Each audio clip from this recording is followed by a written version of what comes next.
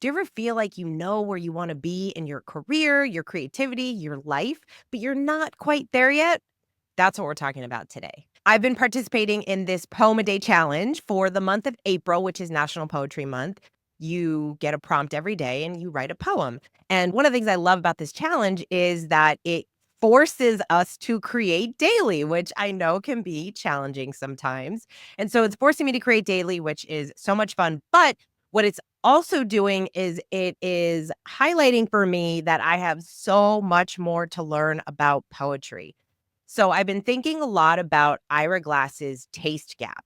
I've mentioned this on multiple episodes because it does show up, because it is something that every creative has to go through at some point in their career, and probably multiple times in their career if they are trying new creative projects. So, what exactly is the taste gap? I thought it would be fun to read Ira Glass's description and then we can move forward, because I have a feeling that when you listen to this, there's a creative project that you're working on that you might either be feeling this right now or you've felt it in the past. So you can relate. He says this: Nobody tells this to people who are beginners. I wish someone told me. All of us who do creative work, we get into it because we have good taste. But there is this gap. For the first couple years of making stuff, it's just not that good. It's trying to be good, it has potential, but it's not. But your taste, the thing that got you into the game, is still killer. And your taste is why your work disappoints you. A lot of people never get past this phase. They quit. Most people I know doing interesting creative work went through years of this. We know our work doesn't have this special thing that we want it to have. We all go through this. And if you are just starting out or you are still in this phase, you got to know it's normal. And the most important thing you can do is do a lot of work. Put yourself on a deadline so that every week you finish one story. It is only by going through a volume of work that you will close that gap, and your work will be as good as your ambitions. And I took longer to figure out how to do this than anyone I've ever met. It's going to take a while. It's normal to take a while. You've just got to fight your way through. This is so beautifully put. You have good taste, but sometimes we just don't have the skills that we need to create what we know is good work. That's how I'm kind of feeling now with my poems. I feel like there's something, right? We talk about comedians that say, is this anything? Here's this. Is this anything? Could this go anywhere? I feel that way about some of the work that I'm doing. I think, oh, this is not there yet, but it's something. And I just don't necessarily have the tools yet to make it as good as I know it can be. But like Ira talks about, we have to work through it. We have to just create more work. That's why I think challenges like this 30-day challenge, or if you give yourself a challenge to create every day or every week, only by doing the volume of work are you going to be able to get better. And then we can search out for resources, whether you want to go to a workshop or you watch YouTube videos or you use AI to support you and coach you and guide you to create better work. We have all of those resources available to us so that we can close that gap, so that our taste catches up to our ambition. It can feel frustrating when we start something new or if we're stuck in the middle of that gap, but it's exciting and inspiring to know that you can grow and you can get better. And what I think is interesting is that Ira talks about, yes, when you're a beginner, we're not that good. And anyone that does creative work, maybe you have perfected the art of writing, but everyone wants to get better. If you're doing creative work, you constantly want to grow and get better. And I don't know that we ever feel like I've made it. Here I am on top of the mountain. There's no room for growth, because there's always room for growth. I was chatting with a woman the other day, and she is very big into personal development. She loves learning and she wants to be the best version of herself. She tries so hard in her professional life and her personal life, and she is a remarkable human.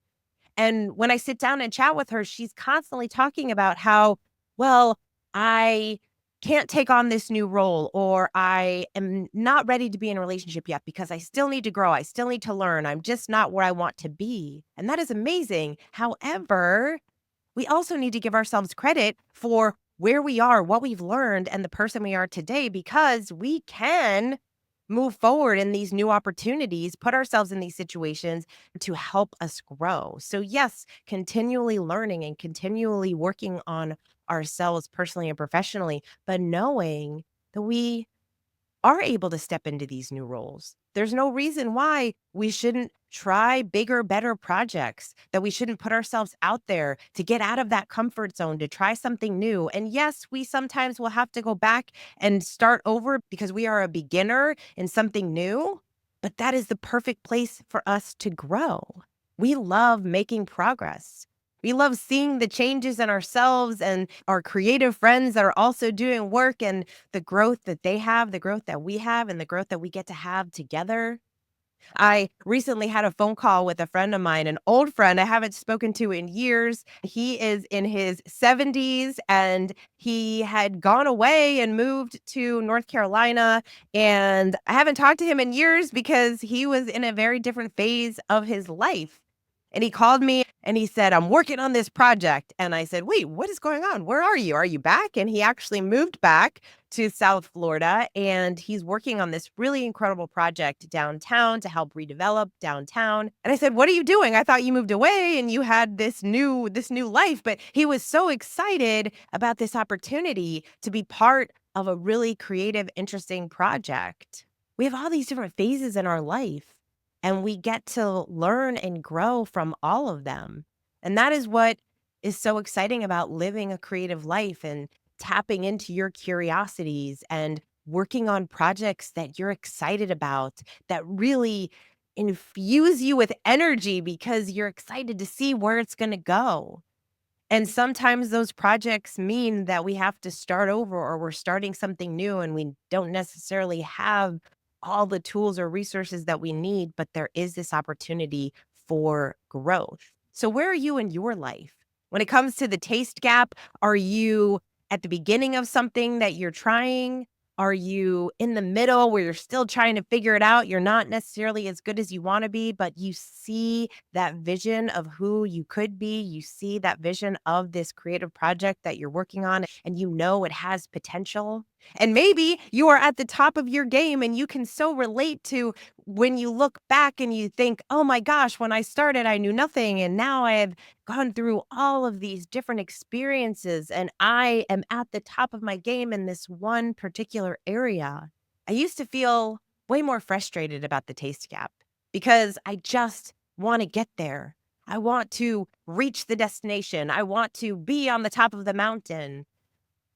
But now I have come to grow an appreciation for the process, for allowing it to happen the way that it's meant to happen, to be okay with creating mediocre work or work that I know has the potential to get better. Like these poems that I'm writing, I feel like what's exciting is that at least I put something down on the page. At least I created daily. And now that I have the poem on the page, I can go back to them. So at the end of the month, I'm planning on going back to each of the days and rereading the poems. And you know what? I'm going to be a different person because of all of the work that I've created. So now I get to go back and look at those poems and I know I'm going to revise them. I know I'm going to look at them differently. And I want to reach out to other poets and maybe send some of the work to them and get their perspective, get their feedback so they can help me grow because they're in a different place than I am. So, no matter where you are in your life, no matter where you are in this taste gap, I hope that you are encouraged to keep going, to keep creating. I talk to a lot of creators who are frustrated because they either don't know where to share their work or they just aren't sure if their work is any good. And this is where we get to come back to why are you doing the work in the first place? If you're having fun creating, keep doing the work, and you'll figure out all the things as you go. You'll figure out where to put it, how to get better, who you can collaborate with. People will say trust the process, but it's challenging to trust the process when you haven't experienced the results yet. But you can trust your taste. Like Ira says, It's killer. You have a killer taste. You just need more experience and you need to put in more reps. You need to do more work. And we get to choose, are we going to feel frustrated about that or excited about that? And I'd rather choose excited about that. This has been on my mind for the last few days, so I wanted to share it with you and hopefully inspire you to keep going, to keep creating, to keep doing the work that only you can do, to put something out into the world that you believe can make a difference, you believe can make an impact, even if that impact is within you and your small group of friends. I hope this inspires you to move forward on your creative projects. Thank you so much for being here. If you are not yet subscribed to my channel, I invite you to do so for more content to help your personal and professional growth. Until next time, go create something.